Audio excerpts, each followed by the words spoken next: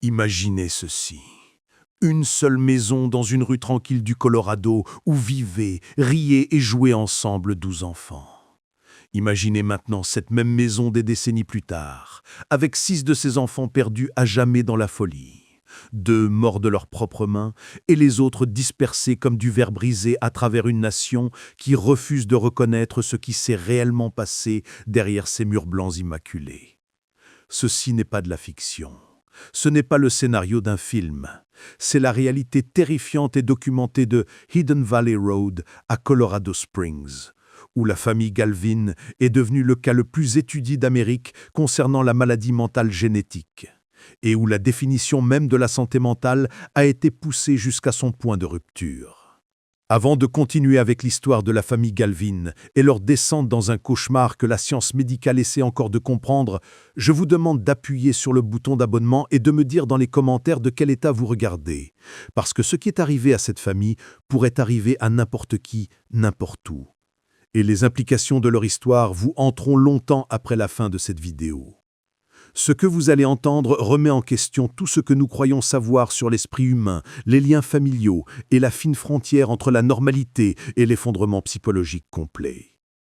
Nous sommes en 1945 et l'Amérique est ivre de victoire. La Seconde Guerre mondiale est terminée, l'économie est en plein essor et les jeunes couples partout veulent fonder les familles dont ils avaient rêvé pendant les années sombres de la guerre. Parmi eux, Donald Galvin, un officier de l'armée de l'air grand et séduisant, aux yeux grisaciers et à une foi inébranlable dans le devoir, la discipline et la voie américaine.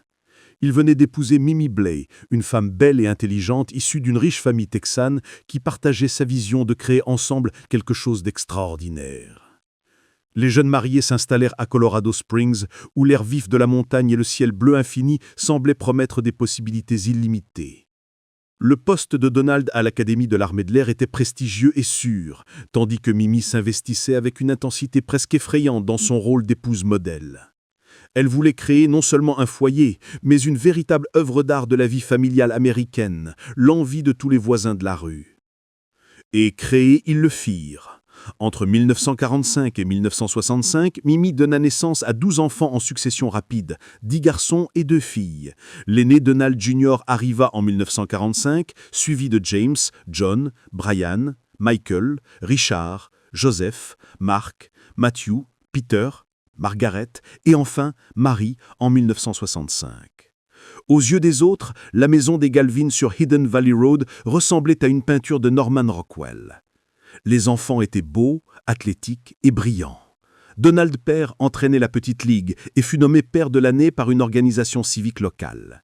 Mimi organisait des sorties au ballet, à l'opéra et à la symphonie, veillant à ce que ses enfants soient cultivés autant qu'accomplis. Mais même dans ces premières années, des signes montraient que quelque chose n'allait pas tout à fait dans ce paradis. La quête de perfection de Mimi confinait à une obsession. Elle tenait des registres détaillés de chaque aspect de la vie de ses enfants, de leurs résultats scolaires à leurs interactions sociales. Les règles de la maison étaient rigides et sans appel, et toute déviation était punie sévèrement. Donald père, souvent absent en mission militaire, semblait vivre dans un autre monde que sa femme et ses enfants, plus comme un officier inspectant ses troupes que comme un père partageant le tumulte quotidien. Les enfants apprirent très tôt à montrer un front uni à l'extérieur, à ne jamais révéler les tensions croissantes à la maison et à se protéger les uns les autres du comportement de plus en plus erratique de leurs parents. Ils ne savaient pas encore qu'ils participaient tous à une expérience qui échappait lentement à tout contrôle, ni que certains d'entre eux portaient dans leur ADN même les graines de leur propre destruction. Donald Jr. incarnait tout ce que ses parents espéraient. Grand, athlétique, d'une beauté saisissante, il excellait dans tous les sports et obtenait les meilleures notes sans effort apparent. Ses professeurs l'adoraient, ses camarades l'admiraient et ses frères et sœurs le vénéraient. Quand il obtint une bourse complète pour l'Université d'État du Colorado, la famille célébra ce qui semblait être le premier d'une longue série de triomphes. Mais la vie universitaire différait du cadre strict de Hidden Valley Road.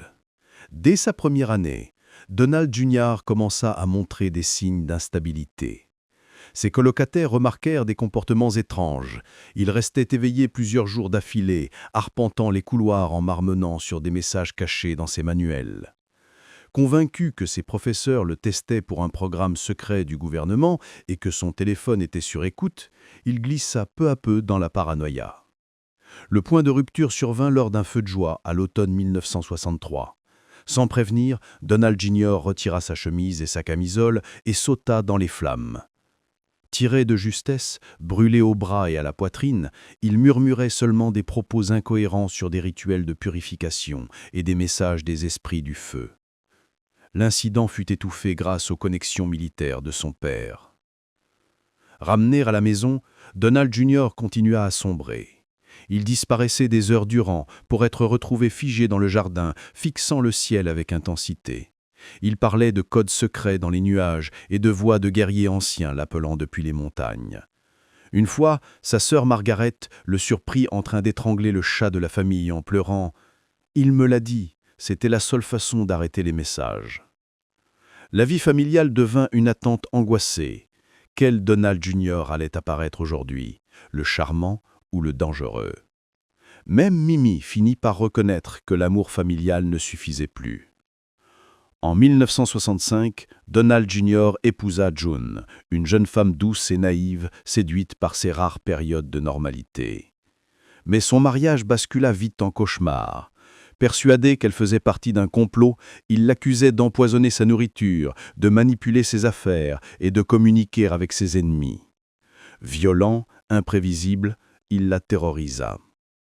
Un soir, lorsqu'elle annonçait qu'elle voulait le quitter, il revint avec une bouteille de capsules de cyanure. « Nous mourrons ensemble et nous serons libres pour toujours. » June réussit à s'échapper et alerta la police.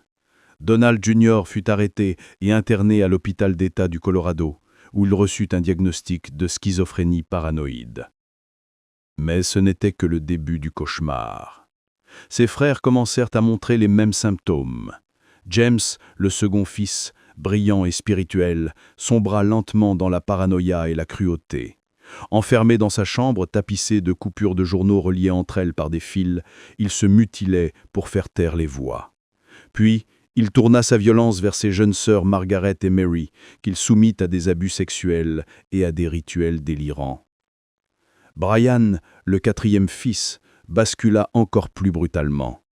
Convaincu d'avoir des pouvoirs surnaturels et une mission sombre, il attaqua ses frères et menaça même Mark avec un fusil. À mesure que les années 1970 commençaient, la maison des Galvin, autrefois vitrine de perfection, était devenue un lieu de terreur, de folie et de secrets étouffés. Seule la famille savait que ce calme apparent n'était qu'un masque que Brian portait entre ces épisodes et que la violence reviendrait inévitablement, aussi certaine que le lever du soleil. Mais c'est Joseph, le septième fils, dont la maladie se manifesta de la manière la plus troublante et inexplicable. Joseph avait toujours été l'un des enfants les plus discrets des Galvin, réfléchi et introspectif au milieu d'une fratrie de personnalités plus grandes que nature. Mais à l'adolescence, cette nature silencieuse prit une qualité sinistre qui mettait mal à l'aise même les membres les plus endurcis de sa famille. Joseph affirmait voir des choses qui n'existaient pas, des silhouettes sombres se déplaçant dans la maison la nuit, des visages apparaissant aux fenêtres, des messages écrits en sang sur des murs que les autres voyaient propres. Il pouvait rester des heures dans le jardin à converser avec des compagnons invisibles qu'il disait plus réels que sa propre famille. L'aspect le plus glaçant de sa maladie était sa capacité apparente à prédire l'avenir avec une précision troublante. Il annonçait qu'un appel allait arriver quelques instants avant que le téléphone ne sonne, ou avertissait de catastrophes qui se produisaient exactement comme il les avait décrites. Ses frères et sœurs commencèrent à l'éviter, non pas à cause de crises violentes comme celle de ses frères, mais parce que sa simple présence donnait l'impression d'être observé par quelque chose qui n'était pas entièrement humain. Lors d'un épisode inoubliable, Joseph s'approcha de sa sœur cadette Mary et lui dit d'une voix plate et sans émotion qu'elle devait éviter le sous-sol pendant 3 jours, car les gens de l'ombre sont en colère à cause du bruit à l'étage. Quand Mary demanda ce qu'il voulait dire, Joseph se contenta de la fixer d'un regard qui semblait traverser son âme et répéta son avertissement avant de s'éloigner. 3 jours plus tard, une canalisation d'eau éclata dans le sous-sol, inondant tout l'espace et causant des milliers de dollars de dégâts. En 1973, la famille Galvin vivait dans un état de crise permanente.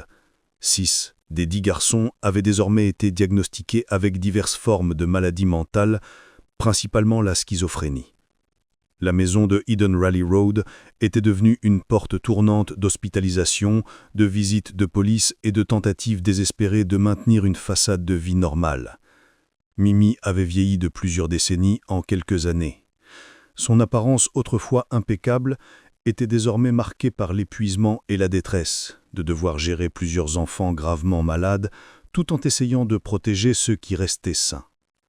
Elle s'était obsédée à chercher un coupable à la catastrophe qui s'était battue sur sa famille, toxines environnementales, expériences gouvernementales, malédictions jetées par des voisins jaloux. Donald père s'était presque totalement retiré de la vie familiale, passant de plus en plus de temps en mission militaire et gardant une froideur martiale même à la maison. Il refusait de parler de la maladie de ses fils, même avec sa femme, et semblait considérer leurs effondrements psychiques comme des échecs personnels, entachant sa capacité à maintenir discipline et ordre dans son foyer. Les 2 plus jeunes filles, Margaret et Mary, vivaient comme des réfugiés dans leur propre maison, constamment en alerte et prêtes à échapper à la moindre crise de l'un de leurs frères. Elles avaient appris à dormir avec des chaises coincées contre leurs portes et à garder des sacs d'urgence avec vêtements et argent sous leur lit, prêtes à s'échapper en pleine nuit. Le point de rupture arriva lorsque Brian, en proie à l'un de ses épisodes les plus graves, devint convaincu que sa petite amie Nancy était en réalité un démon envoyé pour le séduire et le détruire. Il fréquentait Nancy depuis plusieurs mois, et elle représentait une des rares relations normales et saines dans sa vie de plus en plus chaotique. Mais à mesure que ses délires paranoïaques s'intensifiaient, il commença à voir en elle la preuve d'un vaste complot surnaturel dirigé contre lui. Un soir froid de novembre 1973, Brian invita Nancy à dîner dans un restaurant près de l'université où ils étudiaient tous les deux. Elle s'attendait à un rendez-vous normal, espérant même que Brian finirait par lui parler de son étrange comportement. Mais ce qu'elle trouva face à elle n'était plus le jeune homme tendre et réfléchi dont elle était tombée amoureuse. Tout le repas, Brian la fixait avec une intensité glaçante, murmurant parfois des propos incompréhensibles sur des signes et présages qu'il était seul à percevoir. Quand elle tentait de converser, il répondait par des remarques énigmatiques sur la véritable nature de la réalité et les dangers de se fier aux apparences. En quittant le restaurant, Nancy pensait sérieusement mettre fin à leur relation, non par manque d'amour, mais parce qu'elle commençait à craindre pour sa sécurité. Ce qui arriva ensuite choqua même une famille déjà habituée à la folie et à la violence. Brian conduisit Nancy dans un endroit isolé à l'extérieur de la ville, où il l'attaqua avec un couteau de chasse qu'il avait caché dans sa voiture. L'assaut fut rapide et brutal, motivé non par la colère, mais par sa conviction absolue qu'il accomplissait un exorcisme nécessaire pour sauver leurs âmes. Nancy mourut en quelques minutes. Brian, redevenu soudainement calme et rationnel, appela lui-même la police pour signaler ce qu'il avait fait. Les officiers le trouvèrent assis près du corps, couvert de sang, mais parlant poliment et avec l'articulation qui avait toujours caractérisé les Galvin en public. « Je devais l'arrêter, » expliqua-t-il simplement. « Ce n'était plus vraiment Nancy. La chose qui portait son visage allait détruire tout ce qui est bon dans le monde, en commençant par moi et ma famille. » Brian fut arrêté et inculpé de meurtre au 1er degré. Mais avant le procès, on le retrouva pendu dans sa cellule, utilisant des draps attachés au plafonnier. Sa note de suicide était un manifeste illisible sur des guerres secrètes entre forces cosmiques et son rôle de guerrier choisi dans la bataille entre le bien et le mal. Le journal local relata le meurtre et le suicide comme un drame amoureux tragique, sans mentionner l'historique familial de maladie mentale, ni le schéma de violence accumulé pendant des années. Mais pour les Galvin, la mort de Brian marqua l'effondrement complet de toute apparence de vie normale. La situation extraordinaire de la famille finit par attirer l'attention de la docteure Lynn Delisi, une psychiatre pionnière convaincue que la schizophrénie avait une composante génétique identifiable et étudiable. À une époque où la plupart des spécialistes croyaient encore que la schizophrénie provenait de mauvaises pratiques parentales ou de facteurs environnementaux, l'accent mis sur la génétique de Delisi était radical et controversé. Quand elle entendit parler d'une famille du Colorado comptant 6 fils schizophrènes, elle fut d'abord sceptique. De tels cas étaient rares et souvent écartés comme anomalies statistiques ou diagnostics erronés. Mais en examinant les dossiers médicaux et en parlant aux médecins des Galvin, elle devint convaincue que cette famille représentait une occasion unique d'étudier les bases génétiques de la maladie mentale. Sa première rencontre avec les Galvin eut lieu au printemps 1985, dans une salle de conférence d'un hôpital de Colorado Springs. Mimi y assista seule, Donald père refusant de participer à ce qu'il voyait comme une intrusion dans la vie privée. La femme qui entra ce jour-là ne ressemblait guère à la mère vibrante et confiante qui avait autrefois présidé au foyer idyllique de Hidden Valley Road. Mimi, désormais sexuagénaire, avait les cheveux entièrement gris et le visage marqué par des années de stress et de deuil. Vêtue d'une simple robe noire, elle portait en elle la dignité fragile de quelqu'un ayant survécu à des horreurs inimaginables. Mais sa voix resta ferme lorsqu'elle parla de ses fils, comme si elle se préparait depuis toujours à ce moment. « J'ai soin à voir pourquoi cela est arrivé à ma famille, dit-elle sans détour. Si c'est quelque chose que nous avons fait, ou omis de faire, ou s'il n'y avait jamais rien que nous puissions faire pour l'empêcher. Et j'ai besoin à voir si mes grands-enfants vont subir le même sort. » Delisi expliqua sa méthodologie de recherche et les avantages potentiels de l'étude du matériel génétique de la famille Galvin, mais prit soin de ne pas promettre de réponses faciles ni de remèdes miraculeux. La schizophrénie demeurait l'une des maladies mentales les plus mystérieuses et complexes. Même avec les techniques avancées des années 1980, les mécanismes déclencheurs restaient mal compris. Mais Mimi était désespérée d'un mince espoir que la souffrance de sa famille serve à une cause plus grande. Elle accepta de participer au programme. Au cours des années suivantes, chaque membre de la famille fournit des échantillons de sang, passa des tests psychologiques poussés et participa à des entretiens qui remirent au jour les aspects les plus douloureux de leur histoire. Le processus fut à la fois éclairant et dévastateur. Pour la première fois, les Galvin furent confrontés à l'ampleur des dégâts causés par la maladie mentale. Non seulement les victimes directes, comme Donald Jr. et James, mais aussi les cicatrices invisibles laissées chez tous. Margaret et Mary, devenues adultes avec leur propre famille, durent revivre les souvenirs d'abus et de terreur qu'elles avaient longtemps refoulés.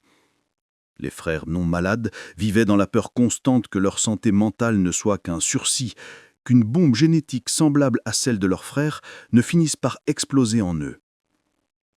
Les recherches de Delisi aboutirent à des découvertes révolutionnaires sur l'hérédité de la schizophrénie. Mais le processus fut long et frustrant. Pendant des années, les échantillons de sang et profils psychologiques soulevaient plus de questions qu'ils n'apportaient de réponses. La percée survint au début des années 2000, lorsque les progrès du séquençage génétique permirent d'identifier des mutations spécifiques liées à la susceptibilité à la schizophrénie. Chez les Galvin, les scientifiques découvrirent une mutation du gène SHINK2 sur le chromosome 11, présente chez tous les frères malades et leur mère, mais absente chez le père et les enfants non touchés. Cette découverte fut révolutionnaire, car elle apportait la première preuve concrète que la schizophrénie pouvait être attribuée à des anomalies génétiques spécifiques, et non à des facteurs environnementaux ou parentaux. Pour Mimi, qui avait longtemps cru que son style éducatif autoritaire avait causé la maladie de ses fils, ces résultats furent à la fois consolation et tragédie. Elle n'avait pas causé leur folie, mais elle avait transmis, sans le savoir, la prédisposition génétique à la moitié de ses enfants. Ces recherches ouvrirent aussi des pistes sur le développement cérébral et le rôle de certains nutriments dans la prévention des maladies mentales. Le docteur Robert Friedman, utilisant les données de la famille Galvin, identifiait des liens entre certains récepteurs cérébraux et les symptômes schizophréniques. Son travail conduisit à recommander aux femmes enceintes de prendre des suppléments de choline pour soutenir le développement cérébral fœtal et réduire potentiellement le risque de schizophrénie. Mais pour les Galvin encore en vie, ces découvertes restaient amères. Elles pouvaient aider les générations futures à éviter l'horreur, mais arrivaient trop tard pour sauver les frères déjà perdus. Au moment de ces avancées, la famille Galvin était déjà brisée par des décennies de tragédies. Donald Jr. passa ses dernières années dans une maison de soins, son esprit autrefois brillant, réduit en fragments par les médicaments et la progression de la maladie. Il mourut en 2010, une ombre oubliée du jeune homme prometteur qui avait autrefois été le plus grand espoir de sa famille. James était mort des années plus tôt, des suites des puissants médicaments antipsychotiques censés contrôler ses symptômes, mais qui avaient fini par empoisonner lentement son corps. Sa mort fut officiellement déclarée d'origine naturelle, mais sa famille savait que les médicaments qui le maintenaient fonctionnel l'avaient finalement tué tout aussi sûrement que la maladie mentale lui avait détruit l'esprit. Parmi les 6 frères diagnostiqués avec une schizophrénie, seuls 2 restaient en vie, Matthew et Peter. Matthew vivait dans un établissement d'aide et de soins. Ses talents artistiques demeuraient parfois visibles dans les peintures et dessins qu'il réalisait durant ces périodes de lucidité.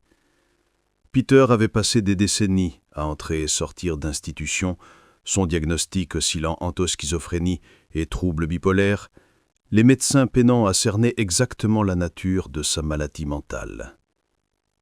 Les frères saints survivants, John, Michael, Richard et Mark, avaient tous réussi à se construire une vie relativement normale, malgré le traumatisme de leur enfance. Ils avaient des carrières, des mariages et des enfants. Mais ils restaient hantés par la culpabilité des survivants et par la peur constante que la maladie mentale ne les frappe eux-mêmes ou leurs descendants.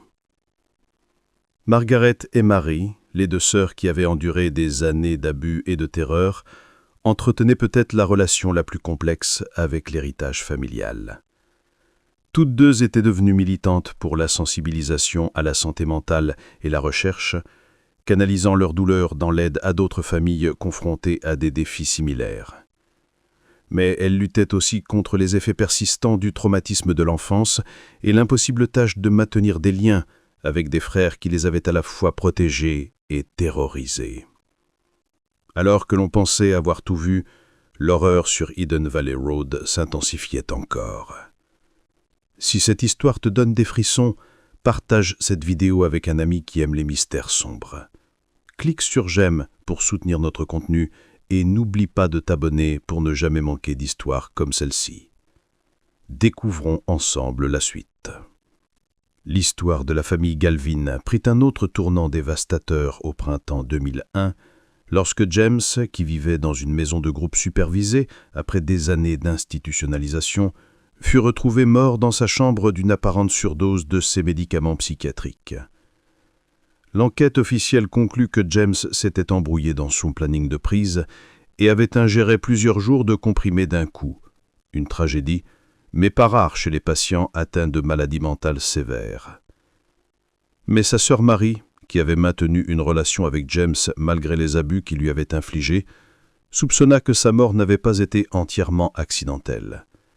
Dans les semaines précédant sa mort, James traversait ce que ses médecins appelaient une reprise médicamenteuse, période pendant laquelle ses symptômes revenaient malgré des niveaux théoriquement thérapeutiques de médicaments. Il parlait de manière obsessive de voix qui lui disaient qu'il empoisonnait sa famille simplement en étant en vie, et exprimait le désir d'arrêter les dégâts qu'il faisait à ceux qui l'aimaient. Qu'il s'agisse d'un suicide volontaire ou d'un accident tragique, la mort de James mit une fin à une des vies les plus tourmentées d'une famille, qui en avait déjà connu beaucoup. Ses funérailles furent réservées aux membres de la famille immédiate, et la courte nécrologie du journal local ne fit aucune mention de sa maladie mentale ni des circonstances de sa mort. La perte de James frappa particulièrement Mimi, car malgré tout ce qu'il avait fait pendant sa maladie, elle n'avait jamais cessé de croire que son fils était encore quelque part à l'intérieur de l'esprit que la schizophrénie avait pris. Elle lui rendait visite régulièrement dans la maison de groupe, apportant des repas faits maison et des albums photos remplis de moments plus heureux, espérant provoquer une reconnaissance ou une connexion qui prouverait que son vrai fils existait encore quelque part dans son cerveau endommagé. Après la mort de James, Mimi commença à se retirer du monde. Elle passa la plupart de son temps seule, dans la maison de Eden Valley Road, entourée des souvenirs de la famille qui avait autrefois rempli ses pièces de rire et de musique. Elle continua à participer au programme de recherche de Daisy, mais son enthousiasme pour les découvertes scientifiques s'était considérablement estompé. Les percées génétiques et les traitements potentiels semblaient de moins en moins pertinents face à la réalité de son deuil quotidien. Donald Senior était mort quelques années plus tôt, d'une crise cardiaque, sans avoir jamais pleinement reconnu l'ampleur de la crise de santé mentale de sa famille, ni son propre rôle dans les dynamiques qui avaient aggravé leur souffrance. Sa mort laissa Mimi vraiment seule, avec les fantômes de Eden Valley Road, un monument vivant aux rêves détruits par des forces que personne ne comprenait qu'entièrement. À mesure que les enfants des frères et sœurs Galvin survivants atteignirent l'adolescence et l'âge adulte, la famille dut affronter une autre forme de terreur, la possibilité que la prédisposition génétique à la schizophrénie se manifeste chez la génération suivante. Chaque changement d'humeur, chaque période de rébellion adolescente, chaque signe de stress ou de comportement inhabituel était scruté comme un indice que la malédiction familiale continuait sa marche dévastatrice à travers le temps. La fille de Margaret grandit en connaissant l'histoire familiale, mais en essayant de mener une vie normale, malgré l'ombre qu'elle jetait sur chaque étape importante. À la fin de l'adolescence, l'âge où les symptômes de schizophrénie apparaissent en général, elle et sa mère observaient anxieusement tout signe d'activation de la bombe génétique. Les années universitaires de Kate furent marquées par une attention presque obsessive portée à sa santé mentale. Elle évitait les drogues et l'alcool, maintenait des horaires de sommeil stricts et cherchait une thérapie ou premier signe de stress ou d'anxiété. Lorsque, à l'occasion, elle entendait son nom appelé alors que personne n'était présent, une expérience qu'on aurait pu attribuer à l'imagination pour la plupart, elle contactait immédiatement des professionnels de santé mentale pour exclure des hallucinations auditives. Cette hypervigilance nécessaire mais épuisante fut la marque de son rapport à sa propre santé mentale. Vivre avec la conscience constante que les gènes qu'elle portait pouvaient la trahir à tout moment et la transformer en une autre victime de l'héritage génétique des Galvin. Les enfants de Marie affrontèrent des défis similaires, ayant grandi avec la connaissance que leur histoire familiale les rendait statistiquement plus susceptibles de développer une maladie mentale grave. Les réunions familiales devinrent des exercices de gestion des émotions, chacun hyper conscient de la manière dont son comportement pourrait être interprété comme un signe précoce de décompensation psychologique. La peur n'était pas entièrement infondée. Si aucun membre de la troisième génération ne développa de schizophrénie franche, plusieurs connurent des épisodes de dépression, d'anxiété et d'autres troubles mentaux qui, dans un autre contexte familial, auraient pu être plus facilement gérables, mais qui, au regard de leur héritage génétique, semblaient des présages inquiétants. En 2017, Mimi Galvin mourut paisiblement dans son sommeil à l'âge de 93 ans, rejoignant enfin les fils qu'elle avait perdus des décennies plus tôt. Sa mort marqua la fin d'une ère pour les membres survivants de la famille qui se rassemblèrent à Eden Valley Road une dernière fois pour régler ses affaires et décider du sort de la maison qui avait été témoin d'autant de joie et de souffrance. La maison elle-même avait peu changé depuis les années 70 et marcher dans ses pièces revenait à faire un saut dans le passé, aux années les plus aiguës de la crise familiale. La cuisine, où Mimi avait préparé des milliers de repas pour ses 12 enfants, portait encore des marques de brûlant d'un incendie que Donald Jr. avait provoqué lors d'un épisode psychotique. Le sous-sol, où plusieurs des garçons avaient été enfermés durant leurs accès de violence, contenait encore des attaches que Donald Senior avait installées dans une tentative désespérée de protéger le reste de la famille. Le plus troublant était la chambre de Mimi, où elle entretenait un autel en mémoire de ses fils perdus. Photos d'enfance, bulletins scolaires et lettres qu'ils avaient écrites de divers établissements psychiatriques au fil des années. La pièce était figée dans le temps, témoignage de l'incapacité d'une mère à lâcher prise sur les enfants qu'elle connaissait avant que la maladie mentale ne les emporte.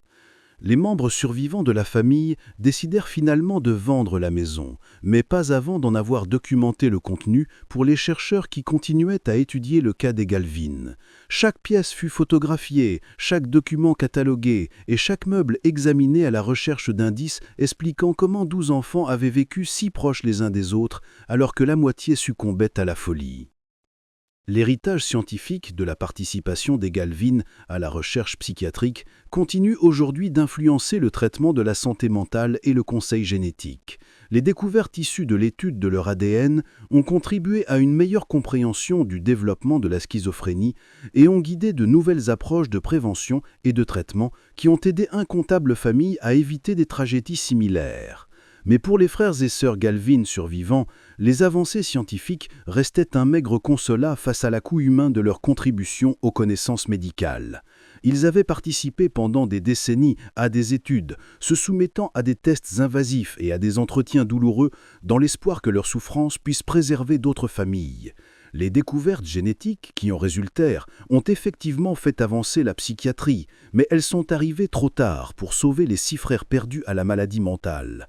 Malgré tout ce qu'ils avaient enduré, les frères et sœurs survivants conservèrent des liens entre eux qui témoignaient des profondes attaches forgées pendant leur enfance traumatique.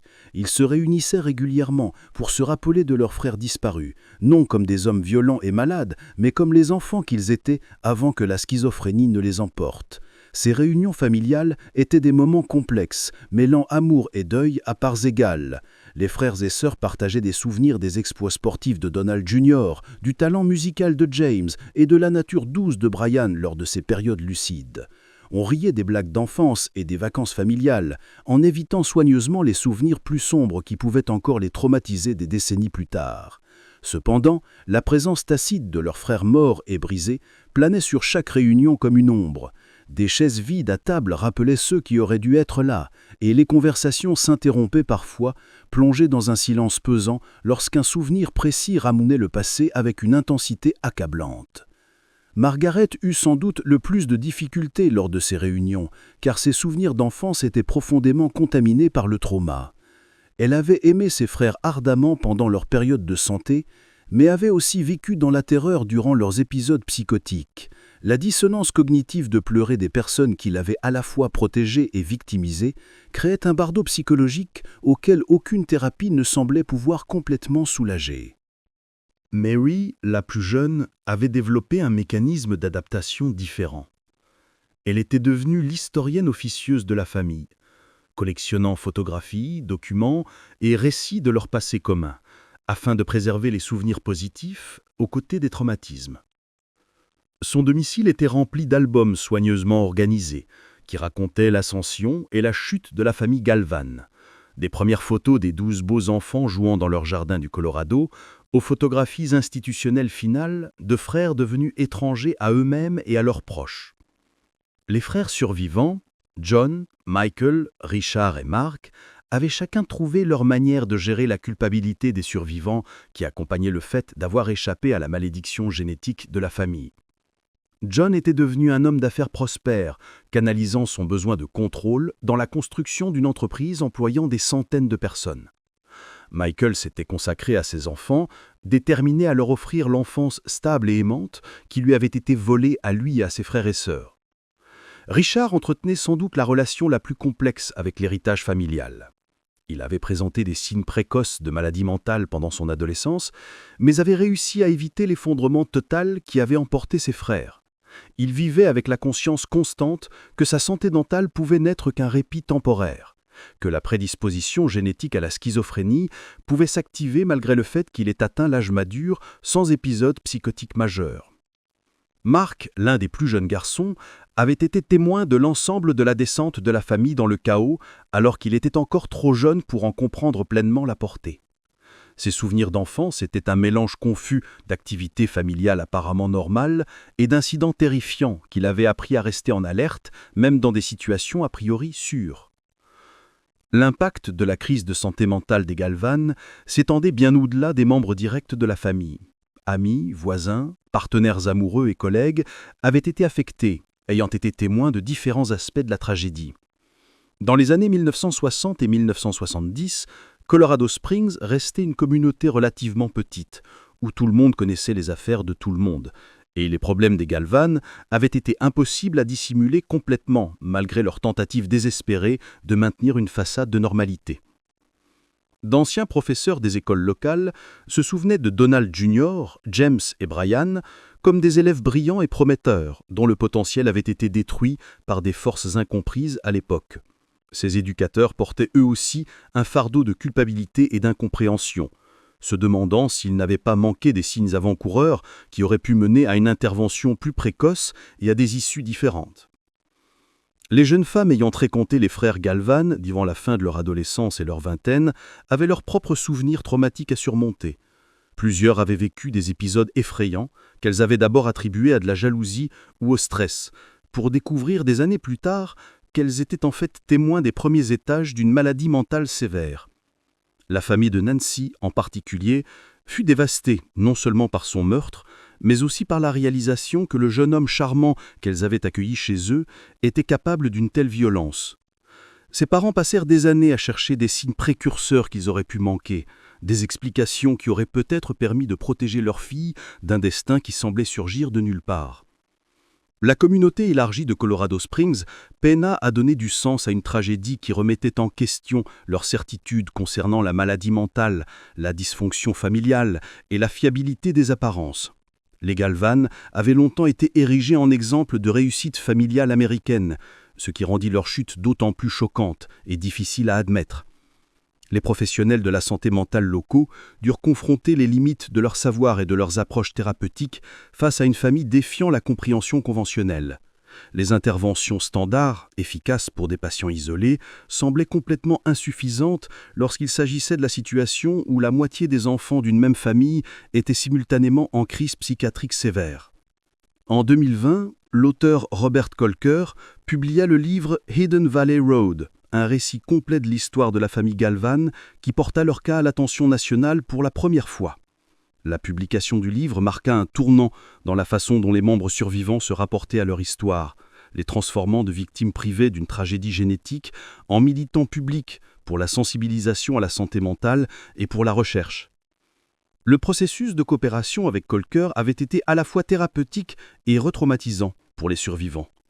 Ils durent révisiter, en détail exhaustif, leurs souvenirs les plus douloureux. Mais ils gagnèrent aussi une nouvelle perspective en conversant avec des chercheurs, des professionnels de la santé mentale et d'autres familles confrontées à des challenges semblables. Margaret, en particulier, trouva que participer au projet du livre l'aida à comprendre le comportement de sa mère pendant les années de crise. Pendant des décennies, elle avait tenu Mimi pour responsable de ne l'avoir pas protégée, elle et Mary, des agressions de leurs frères. Mais apprendre les ressources limitées et le niveau de connaissances disponibles pour les familles touchées par la maladie mentale dans les années 1960 et 1970 lui apporta une vision plus compatissante de la situation impossible de sa mère. La parution du livre ouvrit aussi des connexions inattendues avec d'autres familles ayant connu des cas multiples de schizophrénie. Les Galvin apprirent qu'ils n'étaient pas seuls dans leur souffrance. D'autres parents avaient vu la maladie ronger la vie de leurs enfants. Et d'autres frères et sœurs avaient lutté contre la culpabilité des survivants et la peur de l'héritage génétique. Mais, sans doute plus important encore, le livre contribua à établir que la souffrance de la famille Galvin représentait une contribution significative aux connaissances scientifiques plutôt qu'une simple série de tragédies aléatoires. Les découvertes génétiques issues de décennies de recherche sur leur ADN aidaient déjà d'autres familles à obtenir des interventions plus précoces et des traitements plus efficaces. Malgré toutes les avancées scientifiques résultant de l'étude du cas des Galvin, des questions fondamentales sur la schizophrénie demeuraient sans réponse.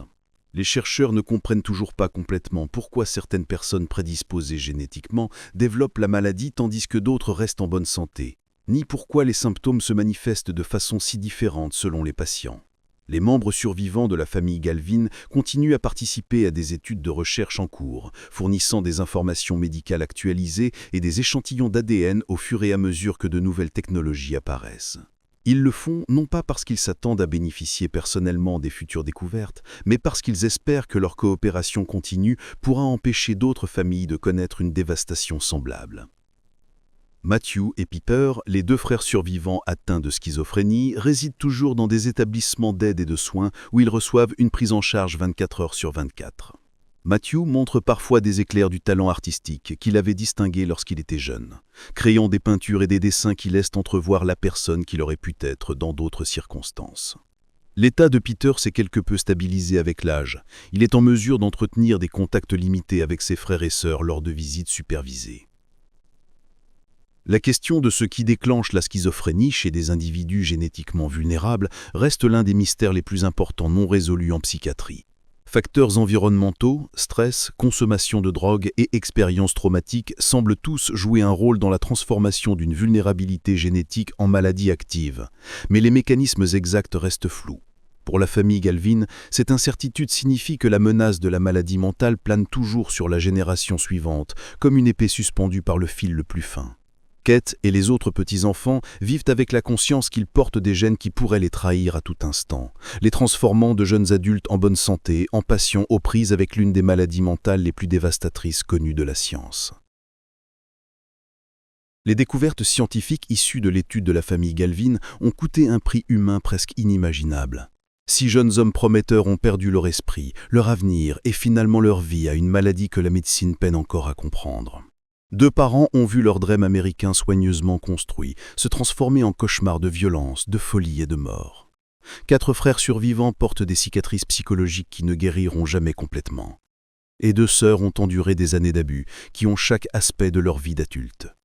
Les recherches génétiques qui ont innocenté le style parental de Mimi et identifié des mutations spécifiques associées au risque de schizophrénie sont arrivées trop tard pour sauver les frères perdus. Les avancées de traitement et les stratégies de prévention issues de leur étude aideront certes d'autres familles, mais elles ne peuvent pas restituer les décennies de souffrance que les Galvin ont endurées, pendant que la science rattrapait lentement la réalité de leur situation. À bien des égards, l'histoire de la famille Galvin représente à la fois la promesse et les limites du progrès scientifique. Leur volonté de participer à des études de recherche malgré leur douleur et leur traumatisme a contribué à des avancées réelles dans la compréhension et le traitement de la maladie mentale. Mais le rythme de la découverte scientifique se mesure en décennies, tandis que la souffrance humaine se déroule en temps réel, jour après jour, année après année. Les membres survivants trouvent un certain confort à savoir que leurs pertes ont un sens qui dépasse la tragédie personnelle. Que les frères emportés par la schizophrénie n'ont pas souffert et ne sont pas morts pour rien. Mais ils vivent aussi avec la conscience que la compréhension médicale actuelle de la maladie mentale demeure frustramment incomplète, laissant trop de familles vulnérables à une dévastation semblable. La maison de Hayden Valley Road fut finalement vendue à une jeune famille qui n'ignorait rien de son histoire lorsqu'elle emménagea. Les nouveaux propriétaires la trouvaient belle, avec de superbes vues sur les montagnes et des pièces spacieuses parfaites pour élever des enfants en bonne santé. Ils repeintirent les marques de brûlure dans la cuisine, retirèrent les attaches du sous-sol et remplirent les pièces de meubles nouveaux et des sons d'enfants heureux en bonne santé. Mais certains voisins se souvenaient de ce qui s'était passé dans cette maison dans les années 60 et 70 et se demandaient parfois si la nouvelle famille pouvait percevoir la douleur résiduelle qui semblait persister dans certaines pièces. Il n'y a pas de fantôme qui arpente les couloirs de Hayden Valley Road. Aucune explication surnaturelle pour la tragédie qui s'y déroula. L'horreur était entièrement humaine, entièrement réelle et entièrement ancrée dans la cruelle loterie de l'héritage génétique. Le sous-sol, où plusieurs frères Galvin passèrent leur période de violence les plus intenses, garde encore des traces subtiles de leur présence. Griffures sur les murs où les noix ont lacéré la peinture et le plâtre, un foncement dans le béton où têtes et poings ont frappé avec force désespérée. Les nouveaux propriétaires ont recouvert maintenant plusieurs de ces marques par une couche de peinture fraîche et des panneaux décoratifs, mais elles demeurent des rappels permanents de la souffrance qui autrefois a habité ces lieux. La chambre de Mimi, où elle avait entretenu pendant des décennies un sanctuaire pour ses fils perdus, a été transformée en une nurserie joyeuse où le bébé de la nouvelle famille dort paisiblement chaque nuit. Les murs qui affichaient autrefois les photos des 12 enfants Galvan montrent désormais des images colorées d'animaux de la ferme et des lettres de l'alphabet, symbole d'espoir et d'innocence qui paraissent repousser l'obscurité du passé de la pièce. Même avec toutes les recherches scientifiques et les découvertes génétiques issues de l'étude du cas Galvan, des questions fondamentales sur leur tragédie restent sans réponse. Pourquoi la schizophrénie s'est-elle manifestée si dramatiquement dans cette famille particulière? Quels facteurs environnementaux ou psychologiques ont pu déclencher les prédispositions génétiques que portaient 6 frères? Une intervention plus précoce aurait-elle pu changer le destin de l'un d'eux? Le calendrier des effondrements des frères suggère que quelque chose dans la dynamique familiale ou l'environnement a pu contribuer à l'activation de leur vulnérabilité génétique. La première rupture psychotique de Donald Jr. survint pendant son premier semestre d'université, lorsqu'il fut séparé de sa famille pour la première fois. Les symptômes de James apparurent pendant sa dernière année de lycée, sous la pression d'être à la hauteur des réalisations de son frère aîné, tout en regardant la descente de ce même frère dans la folie. Ce schéma laisse penser que le stress, les attentes et la dynamique familiale ont pu jouer un rôle crucial dans la détermination du moment et de la manière dont la maladie mentale s'est manifestée chez chaque frère. Mais démêler les interactions complexes entre génétique, environnement et psychologie individuelle demeure l'un des plus grands défis de la recherche psychiatrique. Pour les membres survivants, ces questions sans réponse ne sont pas de la simple curiosité académique. Ce sont des sources continues de culpabilité et de doute de soi. Margaret et Mary se demandent parfois si leur présence dans la maison, en tant que potentielles victimes, n'a pas créé un stress supplémentaire pour leurs frères. Les frères survivants se demandent s'ils auraient pu faire davantage pour protéger leurs frères ou reconnaître plus tôt les signes annonciateurs. Mimi passa ces dernières années torturée par des questions similaires. Malgré les recherches génétiques qui avaient innocenté sa manière d'éduquer, elle continua à chercher dans ses souvenirs des moments où des choix différents auraient pu entraîner d'autres résultats. Les preuves scientifiques montrant que la schizophrénie était principalement d'origine génétique plutôt qu'environnementale apportèrent un soulagement intellectuel, mais ne purent apaiser le fardeau émotionnel d'une mère qui avait vu 6 de ses enfants disparaître dans la folie. Aujourd'hui, plus de 50 ans après que le premier frère Galvan ait présenté des signes de maladie mentale, les membres survivants continuent de surveiller avec vigilance la génération suivante. Chaque réunion de famille inclut des évaluations subtiles de santé mentale. Chaque appel téléphonique porte la possibilité d'une nouvelle dévastatrice et chaque anniversaire marquant la fin de l'adolescence et le début de la vingtaine, ravivant l'anxiété liée aux bombes génétiques qui pourraient encore être en marche. Les petits-enfants porteurs de l'ADN Galvan ont appris à vivre avec cette surveillance comme une réalité quotidienne. Comprenant que l'amour familial vient envelopper de peur et d'hypervigilance, ils se soumettent à des évaluations régulières de santé mentale, évitent les substances susceptibles de déclencher des épisodes psychotiques et tiennent des registres détaillés de leurs humeurs et comportements, pratique qui paraîtrait obsessionnelle dans n'importe quel autre contexte familial. Cette surveillance constante crée une forme étrange de pression psychologique qui peut être elle-même nuisible aux jeunes qui tentent de construire une vie normale, malgré leur héritage génétique. La peur de développer une schizophrénie devient parfois si écrasante qu'elle engendre anxiété et dépression nécessitant un traitement, ajoutant une couche supplémentaire de complexité à une situation déjà tendue. Ged Galvan, la fille de Margaret, réfléchit particulièrement à ces dynamiques alors qu'elle envisage d'avoir des enfants. Le conseil génétique qu'elle a reçu indique que son risque de transmettre une susceptibilité à la schizophrénie est significatif mais non accablant.